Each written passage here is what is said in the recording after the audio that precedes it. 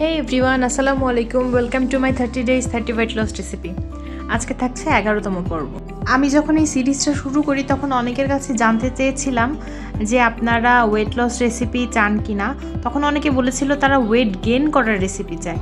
তো আজকের এই রেসিপিটা আপনাদের ওয়েট গেইন করতেও সাহায্য করবে।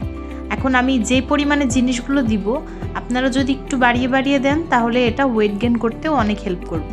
আজকে আমি বানানা স্মুদি বানাবো, সেজন্য আমি প্রথমেই 2 চামচ মতো ওটস দিয়ে নিয়েছি, বড় চামচের 2 চামচ। আর তার সাথে আমি দিয়েছি 2 চামচ মতো টক দই। ওভারনাইট আমি কিছু কাঠবাদাম আর খেজুর ভিজিয়ে রেখেছিলাম। আমি এখানে দুজনের পরিমাণে বানাচ্ছি, সেজন্য একটু বেশি বেশি লাগতে পারে আপনাদের কাছে। এবার আমি পরিমাণ মতো পানি দিয়ে নিব আর দুধ দিয়ে এটাকে সুন্দর মতো ব্লেন্ড করে নেব। আমি এখানে আগে থেকে জাল করে রাখা দুধ ব্যবহার করেছি, আপনারাও তাই করলেই ভালো হবে। এটা আপনারা নর্মাল দিনগুলোতে ব্রেকফাস্টেও রাখতে পারেন, আবার ইফতারে রাখতে পারেন। খুবই রিফ্রেশিং একটা ভাইব দিবে আর আপনার সারাদিনের ক্লান্তি দূর করতে এমন একটা ব্যানানা স্মুদির কোনো জুড়িই নাই।